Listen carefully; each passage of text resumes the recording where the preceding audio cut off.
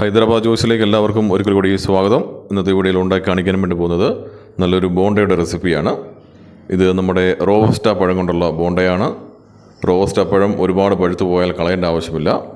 ആ പഴുത്ത പഴം കൊണ്ട് നമുക്ക് നല്ല ബോണ്ട ഉണ്ടാക്കി കഴിക്കാം. അപ്പോൾ എങ്ങനെയാണ് ഈ പഴം കൊണ്ട് ബോണ്ട ഉണ്ടാക്കുന്നത് നമുക്ക് നോക്കാം. നമുക്ക് നേരെ വീഡിയോയിലേക്ക് പോകാം.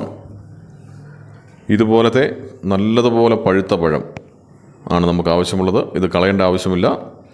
ആ പഴം തൊലി കളഞ്ഞ് നല്ലതുപോലെ നമുക്ക് സ്മാഷ് ചെയ്തെടുക്കണം. ഇതുപോലെ തന്നെ നന്നായിട്ട് സ്മാഷ് ചെയ്തെടുക്കണം. ഇനിയും വേണ്ട നമുക്ക് കുറച്ച് മൈദയാണ്, അതുപോലെ മധുരത്തിനാവശ്യമായിട്ടുള്ള ശർക്കര,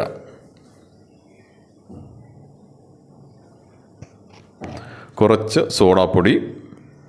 നമ്മളെടുത്ത് വെച്ച പഴത്തിലേക്ക് നമുക്ക് മൈദ ഇട്ട് കൊടുക്കാം. ഇനി അതിലേക്ക് ഒരു 1/2 ടീസ്പൂൺ സോഡാപ്പൊടി ഇട്ട് കൊടുക്കാം. കുറച്ച് ഉപ്പ്. ഇനി ഇതെല്ലാം കൂടെ കൈകൊണ്ട് നല്ലതുപോലെ ഒന്ന് ഇളക്കി യോജിപ്പിക്കാം.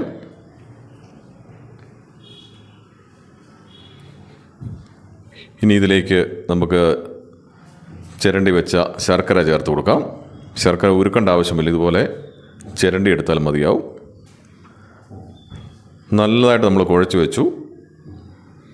ഒരുപാട് ലൂസുമല്ല, ഒരുപാട് ടൈറ്റും അല്ലാത്ത രീതിയിൽ കുഴച്ച് വെച്ചു. ഇതൊരു 3-4 മണിക്കൂർ നേരം അങ്ങനെ ഇരിക്കട്ടെ. 4 മണിക്കൂറിന് ശേഷം നമുക്ക് നോക്കാം. ഇപ്പോൾ ഒരു 4 മണിക്കൂർ കഴിഞ്ഞു. അത്യാവശ്യം ഒന്ന് പൊളിച്ച് പൊങ്ങി വന്നിട്ടുണ്ട്. ഇനി നമുക്കിത് എണ്ണയിലേക്കിട്ട് പൊരിച്ചെടുക്കാവുന്നതാണ്. അപ്പോൾ എണ്ണ വെച്ച് കൊടുത്തു. എണ്ണ ചൂടാകട്ടെ.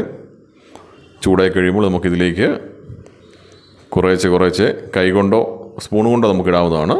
ഇതുപോലെ കൈകൊണ്ടെടുത്ത് കുറച്ച് ഇട്ട് കൊടുത്താൽ മതിയാവും. അപ്പോൾ നമ്മൾ കുറച്ച് എണ്ണയിലേക്ക് ഇട്ട് കൊടുത്തു. ഇതിനി നല്ലതുപോലെ ചൂടായി കഴിയുമ്പോൾ എണ്ണയിൽ നിന്ന് നമുക്ക് തിരിച്ചിടാവുന്നതാണ്. എണ്ണ നല്ലതുപോലെ ചൂടായി കഴിഞ്ഞ ശേഷം മാത്രം ഇട്ട് കൊടുക്കാവുള്ളൂ. ഇപ്പോൾ ഇത് നമ്മൾ തിരിച്ചിട്ട് കൊടുത്തു. പിന്നെ ഒരു സൈഡ് കൂടെ വേകാനുണ്ട്. അത് വെന്തതിന് ശേഷം നമുക്ക് എണ്ണയിൽ നിന്ന് കോരി മാറ്റാവുന്നതാണ്. അപ്പോൾ നമ്മൾ ബോണ്ട റെഡിയായിട്ടുണ്ട്. നമ്മൾ എണ്ണയിൽ നിന്നും കോരി മാറ്റുകയാണ്. നമ്മുടെ രുചികരമായിട്ടുള്ള പഴം ബോണ്ട അവിടെ റെഡിയായിട്ടുണ്ട്. എല്ലാവരും ഇതുപോലെ ഉണ്ടാക്കി നോക്കണം.